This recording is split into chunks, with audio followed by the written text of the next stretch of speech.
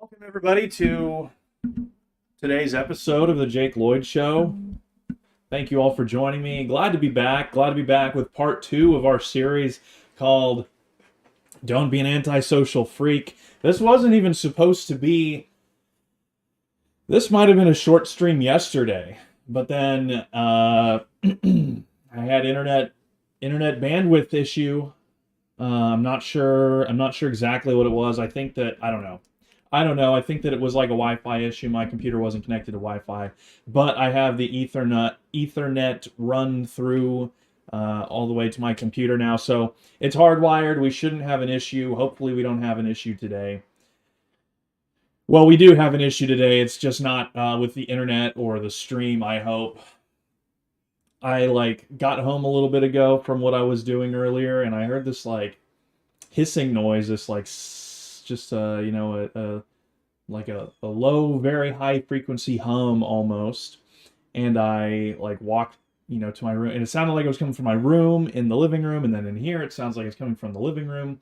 And so then anyway, just before the stream started, of course, I had just started the stream for the lobby to get open, and naturally I look in this closet that's right there where the water heater is, and it's just has this this noise. It's got this noise, and then I feel a mist coming out of the closet, and I see some dripping, and of course there's some kind of leak or something in one of the tubes to the water heater. And I tried turning knobs and everything, but there's no knob on the one that's hissing, so I don't know that there's a way to turn it off. Just have to submit a work order, I guess, and and then hope that somebody comes out and fixes this soon, because I don't want this closet flooding. Anyway, so naturally we had to have an issue right before the stream started. It's still going in there, but there's nothing I can do. I mean, I guess I could turn off the water for the entire house, maybe. But I don't know. I don't really want to do that. Anyway.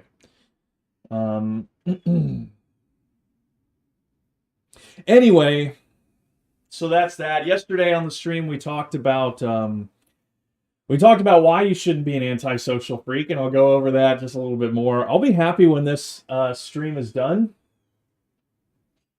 I'll be happy when this stream is done, and I don't have to say the words antisocial freak anymore, just to when it's the subject of the show, you say it a lot, and so of course it gets annoying. It starts grating on my ears, but we couldn't just finish it yesterday. We had to have the internet issue, and I think that the points that I was on my way to making were, important to make. So we're going to go ahead, and plus I didn't want to, I was like, well, it takes time to come up with content to discuss. So, never let good content go to waste. So we're going to finish that. Just to give you a quick recap, what we talked about yesterday was there being a tendency in right-wing circles, regardless of who it is, or at any, primarily online dissident right circles, of course. There's a tendency to hate people that are other. There are people that groups will assign blame to. They'll assign certain... well, basically, there's just people that they irrationally hate, whether it's because of purity spiraling, because of somebody's inability to get along with others, somebody's desire to be more important than other people's, the too many chiefs, not enough Indians adage, that sort of thing, or just the fact that somebody has a chip on their shoulder against a particular group, and they take that out on them, and it becomes an issue. And now, as I pointed out yesterday, of course, this is not a suggestion that we should ignore that certain groups have certain tendencies, but rather that we should acknowledge that, we should understand it, and you should, let's say, you should take the clear pill on these groups and just understand that certain people behave certain ways, and that's what you should expect, and then you should take that into account when you're calculating how to deal with people and how to deal with these problems that you have in society. But that it's not good for you, it's not good for your movement, It's not good for your neighbors or anybody else if you have this irrational hatred of people. Again, whether it be people who disagree with you on relatively minor issues, whether it's people who, refuse to do things exactly the way that you think, or maybe it's just normal people. Maybe you just hate normal people because you don't, because they don't get it. I just hate normies. They don't get it. Or because, they're old, they're boomers. Yeah, we know that boomers behave a certain way, but there's no use in just feeling like a deep-seated passionate hatred for people because of the age group that they're born in, just assuming that they're the terrible people that the stereotype suggests. And maybe they are, but again, what's the point in dwelling on it? Or women or whoever, we can acknowledge that they act a certain way without hating them. And these tendencies come from a lack of moral character and a lack of emotional maturity. So if you feel this way, then you should understand where it's coming from. Again, like I said 2 days ago in our stream, that if I'm saying this, it's not necessarily to condemn you and say that you're imperfect and you're unhealable, you're unfixable, and you need to, go away, but rather that you should do some self-reflection and consider why you might be thinking these things, why you might be acting this way. Number one, there's a lack of emotional maturity. If you can't control your emotions, this is one of the things that is talked about in like that Marcus Aurelius. Like this is a theme in the writings of Marcus Aurelius, is basically that he is surrounded by bad people, he's surrounded by immoral people, but he doesn't go through his life with this fuming hatred of people where he's constantly trying to destroy his enemies and knock everybody else down a peg. He's not stewing in this anger and this displeasure at being surrounded by these people, but rather he takes pity on them, and it's very annoying and it's very frustrating to be one person amongst, one virtuous or self-reflective person amongst a bunch of people who are fueled by petty desires and carnal appetites, perhaps, or greed or whatever. And so you should just understand, this is kind of the Stoic message, you should just understand that people are going to be a certain way, that you can't really control the way that people are. You can't control the events around you, but you should understand the environment that you're in, the people that you're around, and you should understand yourself and then decide how to chart your course to navigate through these problems, through these conflicts in order to get to what you want. But some people are incapable of that. There's also a lack of personal accountability. If you are constantly desiring a scapegoat, if you're constantly looking for somebody to place the blame on, if you're constantly blaming women for the way that society, for the way that dating is, you should probably change the way that you are. That's not to say that there's not a massive problem with the way that women behave in our modern society. But there's also a problem in the way that men behave. Disproportionately, it might be women. This isn't even to say to ignore it, but just stop dwelling on it and find environments where you're not going to encounter, where you will encounter that type of person as infrequently as possible, so that you can find a normal, healthy Christian woman to marry. Because as we've talked about in the past few streams, and I'm sure this will be an ever-recurring issue, we won't always talk about it too much in depth, but the one of the primary goals that you should have in your life as a Christian, as a political dissident, as somebody who is an advocate for the American nation, if you can interpret what I'm saying there, to ensure the lineage of the American people, let's say, your number one priority, or one of the number one priorities that you should have, maybe just below serving God in the particular way that He's called you to do, should be finding a wife and getting married and having children. This is one of the most important things in anybody's life at any time in history.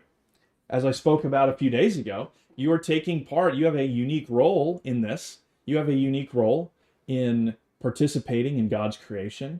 A human being, a soul is created when a child is conceived.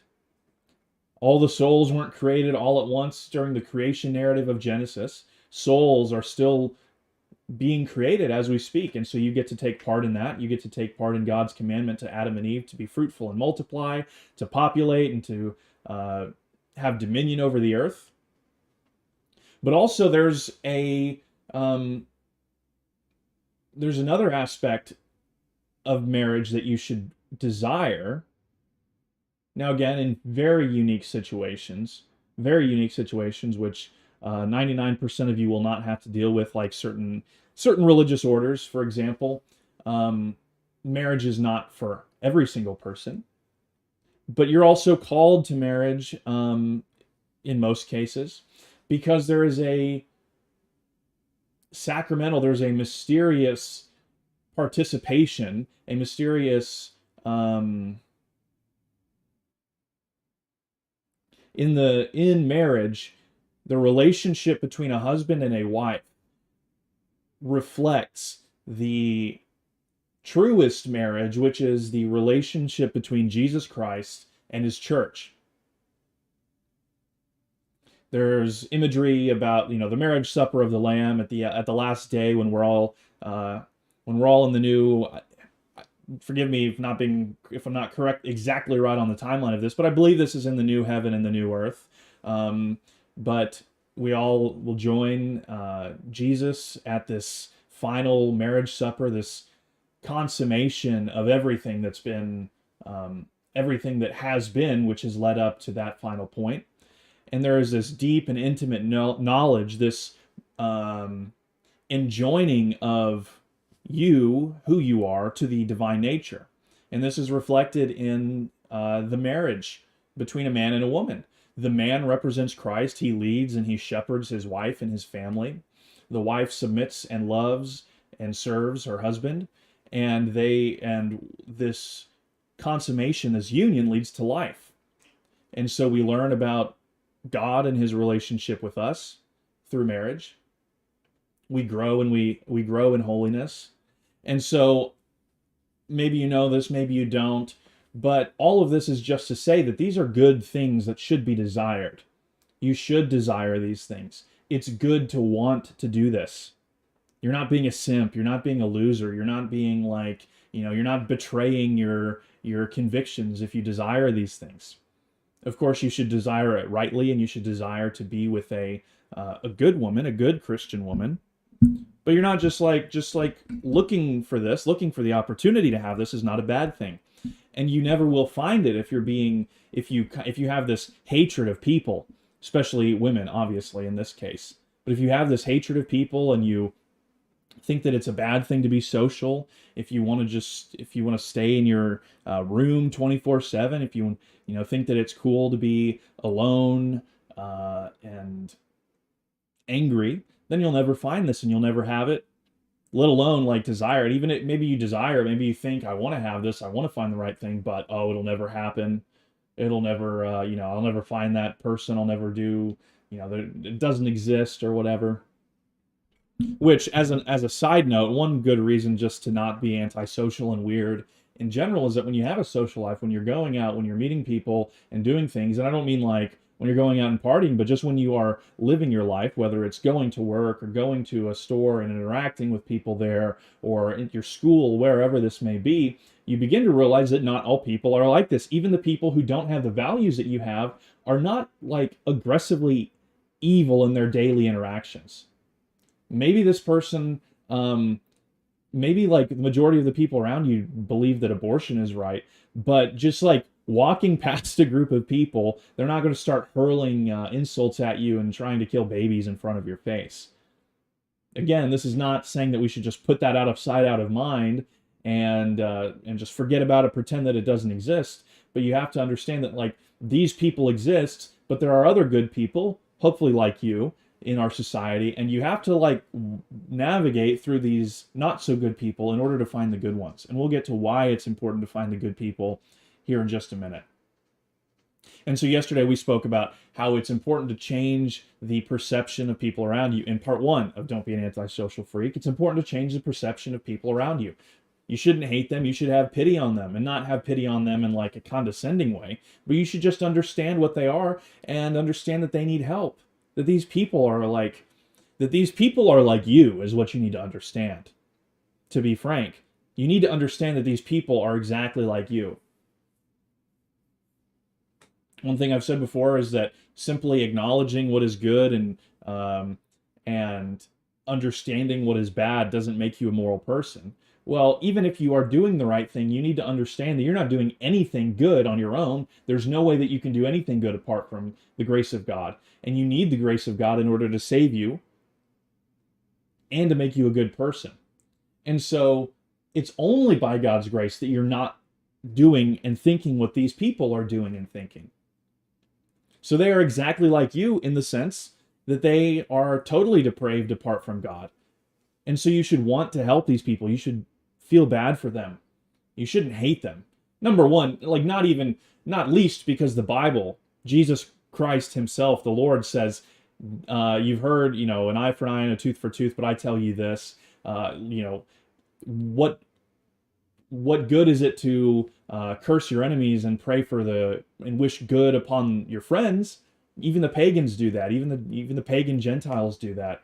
But I tell you to love your enemies and pray for those who persecute you. Do you pray for those who persecute you? If we're thinking about pro-social behaviors, that's probably the most pro-social behavior that you could have. It seems counterintuitive. Maybe it seems counterintuitive to love your enemies and pray for those who persecute you. But it's important. Namely because God says that it's important.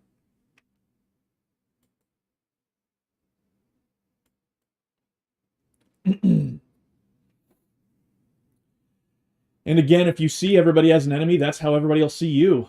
There are people out there that I have met that I know that are very liberal, but they don't hate me. Maybe they do, like in their heart in a certain way, because maybe they don't have God. But they're able to treat me like normally because they don't see me as somebody who's out to attack them constantly.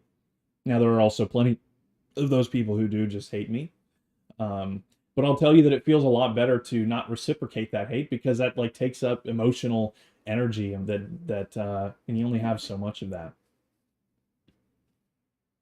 And I'll tell you what, even if, and not even speaking about liberal people or anything like that, but conservatives around you, if you just have your natural disposition to hate somebody, if it is your natural disposition to hate someone until they give you a reason not to, whether it's that they signal that they share the same political opinions as you, or that they, that they dislike the people that you dislike or whatever. If that's your natural disposition, then nobody will want to work with you. And you need the help of people to do anything. You need people, you need a community, you need friends. It's also just very unpleasant to to be angry all the time. It's unpleasant not to know anyone. And that's not saying there's something wrong with you if you have something, like if you're autistic and you don't make friends well, that's not to say that there's anything wrong with you. It's okay to like to be alone, but you can't always be alone. Again, unless you're 0.01% of the population who could go into the wilderness and become a hermit monk. But if you're watching this, you're probably not that guy. Maybe there's one person out there, but of the however many people are watching this right now, I'm going to tell you you're probably not that guy. And then perhaps one of the most important reasons that this is important, just from for the utility of it, is that if you want to lead people politically or socially, they have to be able to respect you. And if you're constantly railing about certain groups of people or certain individuals, if you're constantly bridge burning, if you're making your friends look like idiots, you have some friendship with somebody and you make them look like an idiot with just antisocial behavior, whether that's aggressive or you just can't restrain yourself, you have low impulse control and you can't help but make bad jokes at inopportune times, if you're making people look, if you're humiliating people, then people won't want to follow you. They'll see no reason to follow you. You're not a leader. You can't be a leader if you're like that, because the thing about being a leader isn't just saying the things that leaders do, but it's actually leading people. And in order to lead people, which I hope that all of you want to do in some way or another, not everybody's meant to be the president, not everybody's meant to be a military officer, not everybody's meant to be a CEO or whatever it is. Not everybody's meant to be a podcaster. but you should be wanting to lead in some way in your life. At the very least, at the family level, you should be wanting to lead. But what makes somebody a leader is having people follow them, is actually leading people towards something, for something, whatever the case may be. That's what it is. And so if you can't maintain people's respect, then you won't be able to lead anybody anywhere for anything good, at least. Maybe you can lead other losers and freaks like you into into a jail cell, or into a ruined life, into a minimum wage job, who knows. But that's that. So that's like the recap of what we were talking about yesterday. I kind of finished up the point that I was going to make. But there is a second part to that, which I think is more important. And like I said, today's show, there isn't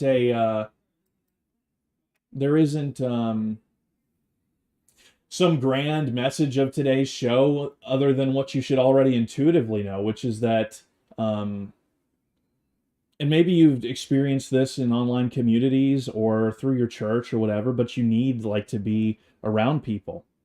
The stuff that you have going on in your life is a lot easier if you have people around you. One of the great plans of the international order, of the globalists, whatever you want to call them, is to deracinate you, to destroy your familial relationships, to destroy your church community, to make these things impossible, to encourage you to just be alone all the time, to not be around people because you don't trust people.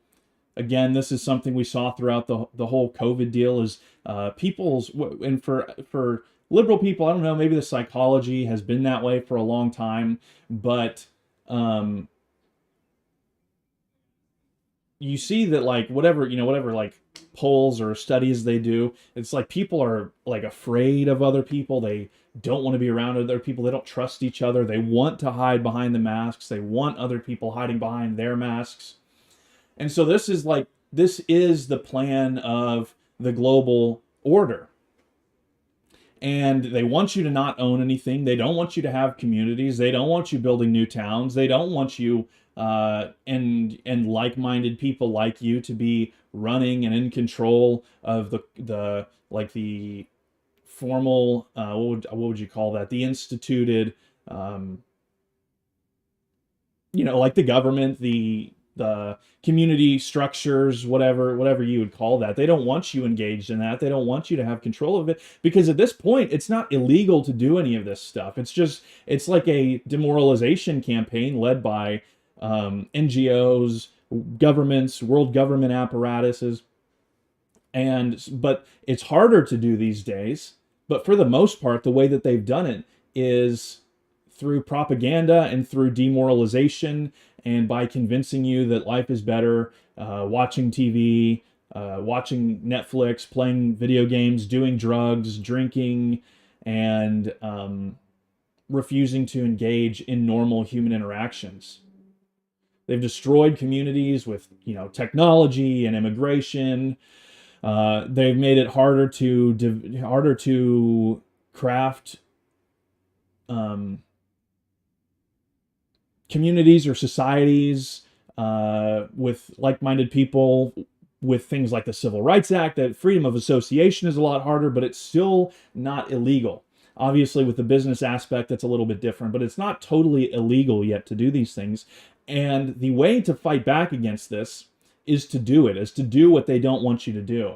There are, obviously there are paths to victory that require the government, that require utilizing state power, require passing legislation or reversing certain legislation, whatever. That has to be taken into consideration for the goals that we have. But those are not only are those not the only way to do it, but those paths, doing those things, gaining state power, etc., cannot do it alone. You can't fix everything that we have, all of the problems that we have, just through the use of state power, because you and other people like you got elected to your state government, you start passing laws. That goes a long way. We know that the government can affect social and cultural beliefs with passing laws. We see this, you see it in the conservative way, like in the conservative direction with Ron DeSantis in Florida right now. But one thing that I always talk about anytime I speak anywhere about something relevant to this is that in 2015, 60% of the United States was still opposed to gay marriage. Now it's like basically unopposed, aside from like serious Christians. And so we know that the government can influence social and cultural opinions and beliefs with its power. However, that's not the only way to do it, and it's not effective if you only do that. You have to have people who are actually living these lives. You have to have people who are living moral Christian lives. You have to have people who are working together in communities to affect the local governments or other local institutions, whatever that may be. You have to have people owning things. If you have no hope in your life of owning anything, then you're going to be without power and without agency in the next few decades. We know that the inflation is going to get insane. We know that money will be devalued. We know they're going to try to take away the money in the United States. They want a global, like, digital currency. They want a cashless society. That is basically impossible to resist unless you just choose to, like, die. Which in that situation is better to die than to be a part of their system. But in order to resist that, in order to have the power and the leverage and the agency to resist that, you need to begin owning things. And in order to own things, you have to make money now. You have to make relationships now. You have to make hay while the sun shines, as the old saying goes. Because at a certain time, it's going to be too late. And you have to be doing that now. You have to be ambitious now. You have to be doing the right thing now. And similar with like the morality piece that we keep talking about. The hour is now. There's not a time for you to do it later. You don't know when the end of the line is for you. You don't know when the end of your life will be, when it'll come to you. And so you have to make the decision now that you're going to live a moral, virtuous life, that you're going to trust in God and repent of your sins and all of these things that you have to do. You have to do it now because the time might not come later. And so you have to begin to do the things that'll give you power and agency in the next decades. You have to begin that path now. These things don't happen overnight. You should also understand that Christians survived the past persecutions throughout various ages. Christians and the Hebrews before them, really any persecuted group survives. You look at groups that we don't like, that groups that like have undermined us, like liberals, communists, other groups, and the way that they survive these government crackdowns, persecutions, whatever it might be, whether justified or unjustified, the way that they survive it is through community ties and through in-group preference. And you can't have an in-group preference if you don't have an in-group. You can't survive things with community ties if you don't have a community. And these things have to be built now. There's not going to be some online community that translates into the real world to give you what I'm talking about right now. That doesn't happen. Every time that somebody tries to do that with an online community, it always turns into like a cult. Like you look at Owen Benjamin. Oh, maybe you know about Owen Benjamin, maybe you don't. But this guy like tries to take his online community of people who follow his streams and stuff, and he's talking about homesteading, and he's talking about all of these different things. A lot of what I'm talking about now, he's talking about, but then he's like, they're trying to buy this this plot of land to have like a homestead compound thing where his bears, the people who follow him are called bears, where they can just go whenever they want. But along with this, you have, he like practically becomes a cult leader. You can't question what he says. If you have any dissent, you're immediately out of the group. His, like the ideas that are accepted by the group change daily, sometimes with even a stream just based on like his whim that day. And the reason that this happens, the reason why these things always tend towards like an unviable cult structure is because online you don't have, at least the way that the online is now, you can build communities, but you can't build communities that actually can be led in these directions, because if you have a leader, like it's a one-way thing, and they just don't translate into the real world. And so you have to create the community, or be a part of creating it, that's going to lead to these differences. It's going to give you the ability to affect this change in your own life and in your own region. You have to be a part of that locally. The United States is massive. It's like as big as Europe, and there are there are however many countries, I don't know, dozens of countries in Europe. There's dozens of ethnicities. The United States is the same way. You can't, there's not going to be some one big political movement that starts, whether it starts online or whether it's Trump. There's not one political movement that's going to lead to the type of community that we need to see. Mine cannot be yours. If you live in Maine, or if you live in Oregon or California, South Dakota, wherever, yours cannot be mine. We can be friends. We can live in an online community together, but it's not going to function the same way as it will in the real world. And it also makes you anti-fragile. It makes you stronger against attacks. If somebody comes at you directly and they try to get you fired, it's a lot harder to be fired. Number one, if you're like independent, if you have your own business or whatever, obviously that's one way. But if you have a circle, a network of successful, and when I say successful, I don't mean like they're all CEOs and lawyers and doctors or whatever, but just people around you who have good jobs, or who are in a position of authority in the government or in a company, or they have, whatever, then it makes it a whole lot harder for people to destroy your lives. If you have these relationships, if you have these networks with well-adjusted, functional people who know you and aren't going to believe whatever the local newspaper says about you when a liberal journalist writes lies and tries to slander you, defame you, have your life ruined, so that, and basically kill you. It's a lot better. You're a lot stronger and anti-fragile when you have these communities. So anyway, that's what I wanted to talk about today. Like I said, it was going to be a shorter show because we did half of it yesterday. The first portion of this was a summary of what I talked about yesterday, just so that it wasn't picking up right in the middle. So if you're watching this now and you didn't watch the first part, you can go to the channel and you can watch the rest of it there. Unfortunately, their streams are not just videos. I don't know. Maybe I could just download them and edit them together and re-upload, but I don't think it's worth it.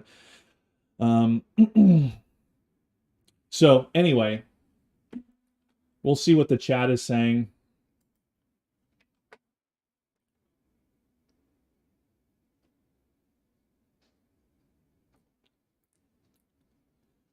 All right. And again, if you donate on DLive, I'm just, which it doesn't look, DLive didn't have as many viewers today as it has in the past. Anyway, but I probably won't be able to see it, but I have Entropy, which is the preferred way to do it, just because I can see it. You have more like text options and everything. I'll check. We have some super chats to read on Entropy, but I will read, let me see if there are any on YouTube first. Somebody sent one yesterday, but I didn't get to read it because obviously, the stream ended before we got to that point. I wish it was a little bit easier to get to YouTube's part of that. I mean, it's not that hard, but... All right. I don't know if this was yesterday or not. Man, I wish it doesn't tell me. It doesn't tell me what date it was. Anyway, I think that Ultros might have sent something yesterday. I saw a sticker. If that's the case, thank you to Ultros for the super chat. I really appreciate it. He just sent a sticker though, no text. JNS sent a super chat for $5. Thank you very much, JNS. He says, "Bing bong, welcome home. What was the greatest thing I learned on the Huffines campaign?" That's a really good question. So I would say that probably the greatest thing, let's see, how would I categorize greatest? What would be in the greatest category? So, okay, so I'll give you two things. It's both sides of the coin here. One's a positive and one's a negative. So number one, the negative is that in Texas, Texas has a reputation of being the most conservative state in the union. That's the reputation it has. That was true at one time. It's not really that true anymore. The problem is, though, the problem is not that the people do not have a conservative worldview. The problem is not that they have a conservative worldview. The problem is that for so long, Texas has been dominated by the Republican Party, which is obviously good. It keeps you from going so far in a certain direction, like a state that gets dominated by the Democrats, like California. But the Republican Party has dominated Texas for so long that it's easy for the general public to fall into a sort of like complacency where they're not vigilantly looking at their representatives in the state government or the governor or whoever, because you think, hey, well, they're Republicans, so they're on my side. They believe the things I believe. I don't have to worry about a Democrat, so I'm going to vote for the Republican. And what happens is you have Republicans running as conservatives, and then they get into the state government and they basically vote like not even just like bad Republicans, but in some cases they're literally just Democrats with an R next to their name because they know that they have to run as a Republican to win. And so the problem is that people don't see that, and then they see the Republican Party and they don't know that they have other alternatives. Similarly, as the same part of this problem, you have somebody like Greg Abbott, who has done a good job at posturing a certain way and at positioning himself in a certain way so that he looks like one of the most conservative governors. And like in a way, he is the most conservative governor. Like second to Ron DeSantis, for example. However, he's second place, and there's like a huge gap between him and Ron DeSantis, and then everybody else is like just barely worse than him. I mean, barely worse than him. It depends on who you're talking to, obviously.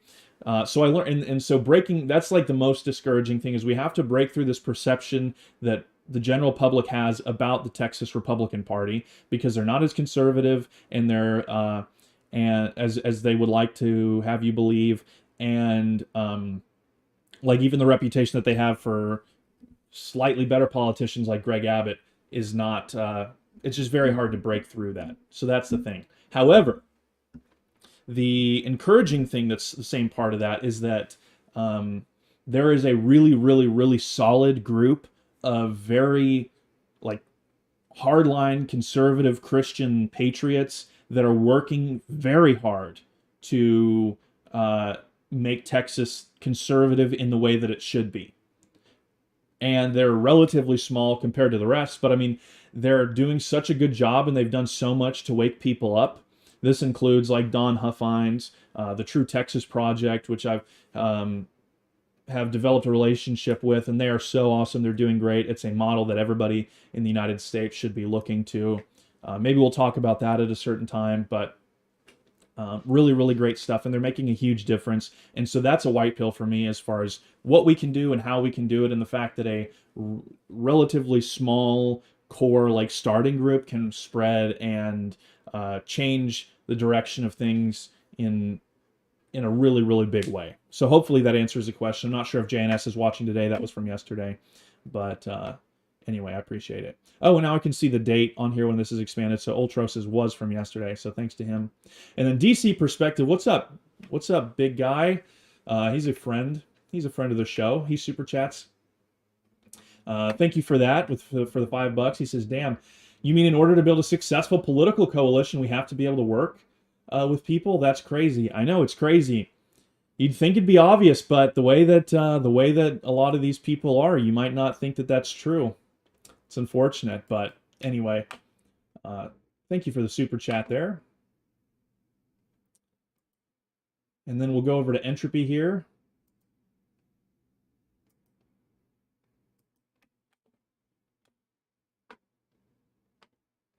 All right, thank you to GC for the $10 donation there. He says, good show. Thank you very much, GC. I appreciate the kind words and the donation and the super chat. EMT Patriot for $4. Thank you, sir. Says, another great stream. Solid conversation today, Jake. Well, thank you very much for the super chat and for the, thanks for the financial support and the kind words. Charles with $5. Thank you very much, Charles. He says, hey, Jake, glad you're back. I'm ortho, but find high church Protestants interesting. Who are the most important theologians for Anglicans? Thank you for the support. Good question. I would say, it depends on who you're it depends on like which group you're with, because Anglicanism is an interesting it's an interesting tradition, because it's not like, for example, the Lutherans. Like the Lutherans are the Lutherans, and they obviously hold Martin Luther in very high esteem.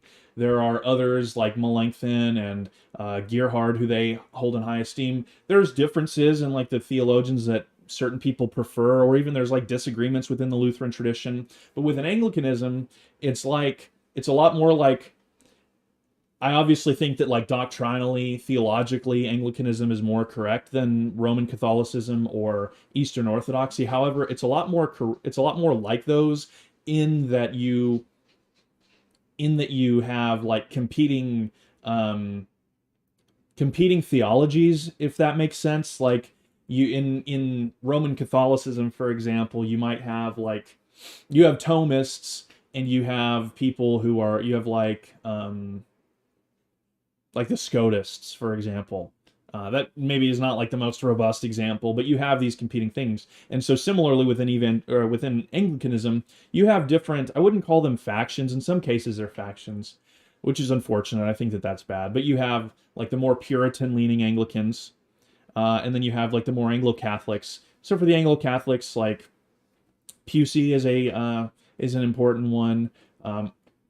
Generally all Anglicans will find value in Thomas Aquinas and Augustine. Um, However, for like the within the Anglican tradition, if you wanted to, sorry, this is kind of a long-winded answer because I needed to kind of lay that foundation.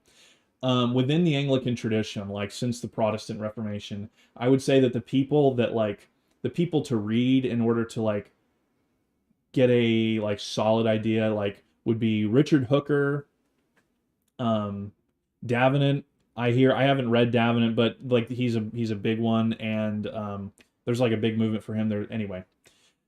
And then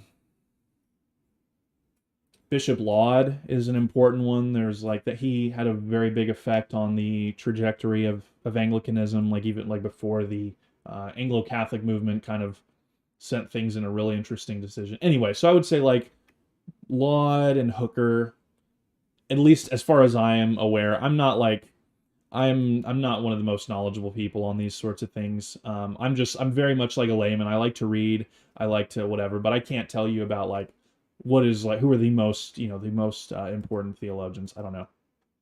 Hopefully that was, I can only give you so much information and trying to give you as much depth as possible. So hopefully that was helpful. Um, Thank you to Charles for that. And then an old friend. Wow, thank you very much for the big super chat, the big $50 super chat. We appreciate it very much. He says, "Hey, Jake, glad you're back. Hope you've been well." Thank you very much, old friend. I really appreciate that. And yeah, I'm glad to be back as well. And I've been very well, been very blessed over the past year or so to have some good experiences and learn a lot with the IRL politics that I've been doing, and then stuff leading up to me coming back here. So thank you very much for the support. I really appreciate that. And then I don't think we had any.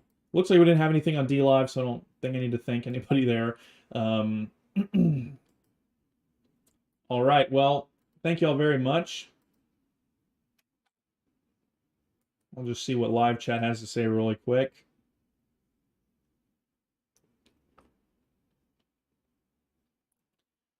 Trolls in chat means they hate and fear you, Jake. Wow. I don't know. I haven't been watching. I haven't been watching the chat while I said this, but anyway. Hey, glad you're being social, going to the grocery store, Bean Dip. React to the K-pop look. I'll do a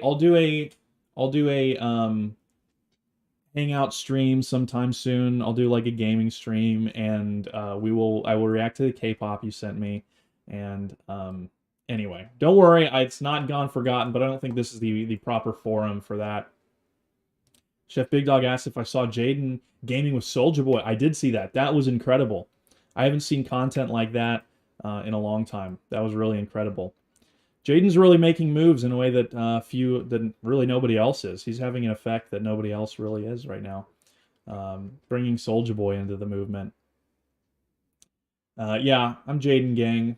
Anyway, thank y'all very much for watching. I appreciate y'all coming in and chatting. Thank you, of course, especially to all of the super chatters, those of you supporting financially. It's very much appreciated, and it gives me motivation and helps me keep the show going, allows me to set aside this time to do that. So thank y'all very much. Have a great rest of your day, and I will see you tomorrow at 5 p.m. Central Standard Time, sharp, and I won't be late.